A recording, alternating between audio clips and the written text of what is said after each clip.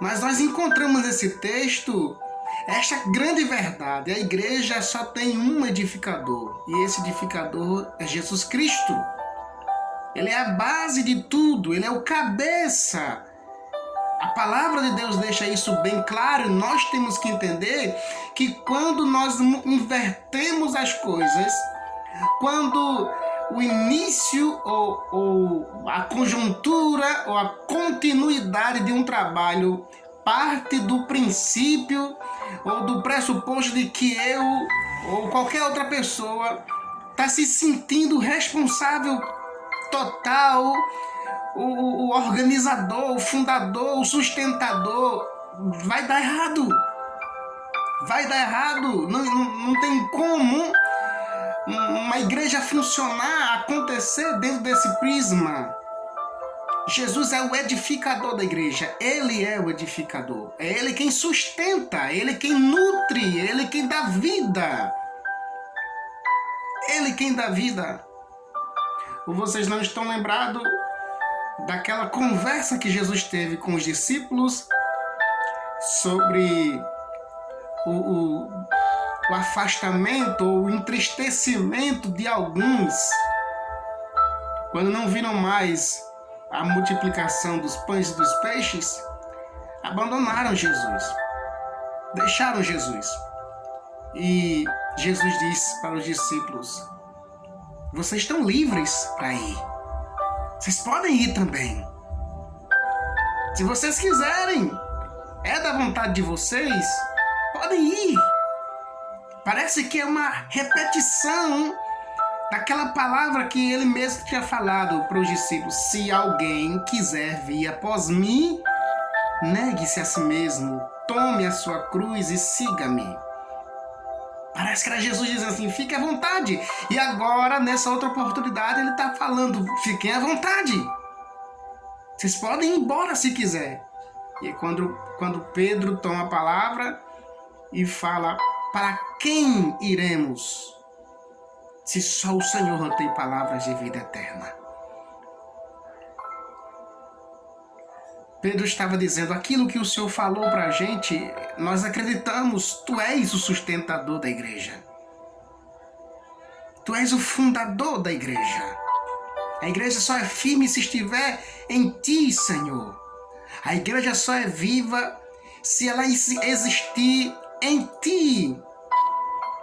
Ela só é bem alimentada, ela só cresce de forma ordenada se for por meio do teu alimento, da tua presença, da tua essência. Eu quero que vocês entendam esse meu ponto de vista. A igreja tem mudado nos últimos dias porque tem perdido este alimento, o alimento da essência divina, da presença de Cristo no seio da igreja. E quando ela perde isso, ela deixa de ser autêntica. Ela perde os seus valores. Ela perde os seus princípios. Lembre-se, no início dessa série de estudos, lá no início, nós falamos aqui que uma das bases que nos levou a pensar sobre isso foi uma fotografia, uma imagem que eu vi de um púlpito onde tinham pastores muito bem vestidos, e aquela imagem me chamou a atenção. E eu fiquei perguntando para mim mesmo por que nós mudamos tanto. E na verdade as nossas mudanças, elas não foram apenas no contexto logístico do templo, e quem dera fosse apenas isso a mudança. A mudança aconteceu no caráter. A igreja perdeu a sua identidade, a sua autenticidade. A igreja não tem mais convicção de olhar para um pecador e falar para ele as palavras que ele precisa ouvir. De falar para o pecador que ele está doente, que ele precisa se curar, e que a cura não virá por meio dos seus esforços, virá apenas por um caminho: seguir Jesus. A cura virá por meio daqueles que seguem a Jesus. Eu não estou falando de alguém que supostamente vai num culto, levanta a sua mão e diz, eu me entrego a Jesus. Eu não estou falando dessa pessoa. Eu estou falando de alguém que decide entregar a sua vida a Jesus. E a partir daí, movido pelo Espírito Santo, começa a viver exclusivamente para Deus. Ter a sua vida dedicada para Deus. Porque é quando acontece isso que existe festa no céu. Quando um pecador se arrepende, esse arrependimento, ele resulta na salvação, na mudança de vida. Infelizmente, a igreja tem mudado porque ela não tem sido mais alimentada pela essência, pela presença, não tem mais entendido que a igreja tem apenas um edificador, e esse edificador é Jesus de Nazaré. Preste bem atenção. A igreja ela tem uma boa logística, tem belos músicos, embora alguns queiram chamar de levitas, mas não são levitas, são músicos. Uma coisa não tem nada a ver com a outra. São músicos. Tem vários músicos, os melhores instrumentos muitas vezes, os melhores acômodos, poltronas, luminárias. Algo tudo muito belo, bonito, atrativo, esteticamente, logisticamente. É muito bom. Alguém está lá lhe recebendo. Isso é muito bom.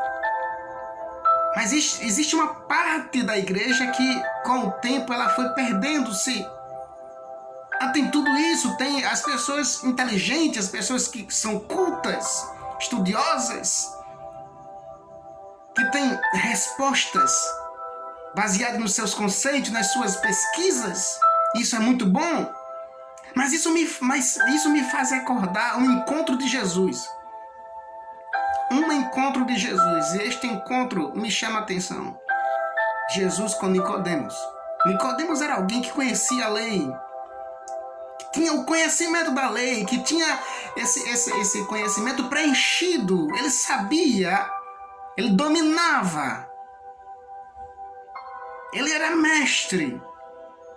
No entanto, parece-me que havia um vazio no coração de Nicodemos. A igreja, ela tem uma logística muito boa. Ela tem uma estrutura muito boa. Ela tem vários músicos. Tem pessoas cultas e inteligentes, mas parece que a igreja ainda existe, ainda tem um vazio muito grande dentro dela. Nicodemos era assim. Tinha muito conhecimento, mas tinha um vazio dentro dele. Ele queria saber quem era Jesus, queria conversar com Jesus. E Jesus disse, se você não nascer de novo, você não pode ver o reino dos céus. Do que adianta termos tudo isso se a gente não consegue ter esse vazio preenchido na alma? Se a igreja não consegue adorar com fervor, com alegria, como fazia no passado, e olhar para o pecado e dizer que é pecado, sem ter medo de perder membros, sem ter medo de ser chamado a atenção pela diretoria, pelo conselho, pelo seu superior. Jesus olhou para Pedro e disse, eu edificarei a minha igreja, e as portas do inferno não prevalecerão contra ela. Eu estou concluindo o nosso estudo, mas deixa eu dizer para você, esse cenário de Jesus com os discípulos e ali Pedro é a referência da igreja. Pedro está representando a igreja. E Jesus estava dizendo para Pedro, eu edificarei a minha igreja e as portas do inferno não prevalecerão contra ela. Para essa igreja, ela receber esta palavra de Jesus, ela primeiro precisa passar pelo processo do quebrantamento e receber de Deus a revelação. Estar sensível, porque foi isso que aconteceu com Pedro. Quando a igreja fizer como Pedro fez, convictamente, sabiamente, decididamente, olhar para o Cordeiro de Deus e dizer: sim, tu és o Cristo, o Filho do Deus vivo. Ela vai ouvir também essas palavras do próprio Mestre, do próprio Senhor, dizendo: as portas do inferno não prevalecerão contra a minha igreja. Quando eu olho para a palavra de Deus e eu vejo nela essas expressões, as expressões apontando para Jesus, as Escrituras mostram que é Jesus, o centro é Ele, tudo é por causa dEle. E eu disse aqui, de diversas maneiras, tentando chegar a um denominador comum, que Cristo é o sustentador. Infelizmente, as igrejas odiernas têm uma ideia em si. Parece que precisam de alguém para que funcione. Que se sair este alguém, tudo vai desmoronar. Se Jesus não for o dono desta igreja, de fato vai desmoronar. Mas se Ele for o dono, se foi Ele quem fundou, quem alicerçou, sai gente, entra gente, sai ano, entra ano, e a igreja vai ficar de pé. Porque quem sustenta a igreja é Ele. O Evangelho, o centro do Evangelho é Cristo. O centro das Escrituras é Cristo. A vida da igreja é Cristo. A base do discipulado é Cristo. As mensagens devem ser cristocêntricas. Ele no centro, coordenando, dirigindo, alimentando. Ele deve ser somente Ele. Quando João Batista estava batizando, olhou para Jesus e disse: eis aí o Cordeiro de Deus que tira o pecado do mundo. Este mesmo Cordeiro que aparecera tantas vezes no Antigo Testamento, de forma figurativa. Você lembra do sacrifício que Abraão ia fazer do seu próprio filho? Sabe por que Isaac não foi sacrificado? Porque ali tinha um cordeiro para substituir Isaac. Isaac aqui era eu e você, a igreja. E o cordeiro tomou o lugar. Ele tomou o lugar no sacrifício. Sabe o que aconteceu quando Adão e Eva perceberam que estavam nus depois de terem pecado? Colheram folhas de figueira ou folhas para cobrir a sua nudez. Toda tentativa do ser humano em cobrir a sua vergonha é inútil. Deus sacrificou um animal e com a pele do animal e um cordeiro fez aventais, roupas para Adão e Eva. Ali estava a figura do Cordeiro, que se sacrifica para cobrir a nossa vergonha, para cobrir a nossa nudez, para não nos deixar nus. Foi Ele quem se sacrificou para cobrir a nudez da igreja, para fazer da igreja honrada, para fazer da igreja sem mancha, sem mácula, santa, irrepreensível, preparada exclusivamente para as núpcias, para o casamento. Foi Ele quem preparou. Então Ele é o centro de tudo. Porque dele, por Ele e para Ele são todas as coisas. A Ele seja a glória para tudo sempre. Amém. Que Deus abençoe a sua vida. Que Deus abençoe a sua família. Continue pensando sobre esse tema. Por que a igreja mudou tanto? Por que a igreja mudou tanto? E eu concluo dizendo para você: Jesus, certa vez, escrevendo ou falando para uma igreja, Ele disse, e você conhece esse texto: eis que estou à porta e bato. Se alguém ouvir, abrir a porta, eu entrarei É Jesus falando com a igreja. Pode ser até que a igreja tenha mudado, mas Jesus continua querendo se relacionar com ela. E no momento que ela abrir as portas, claramente, decididamente, haverá um relacionamento firme. Haverá sim mudança de vidas, restaurações, renovos. Abramos nossos corações, nossas portas como igreja, e que possamos dizer para os céus e gritar com nossa alma, com nosso coração: Senhor, perdoa as nossas falhas. Mora em nós, reina em nós. Somos a sua casa. Somos teus servos. É isso que Deus espera de nós na qualidade de igreja.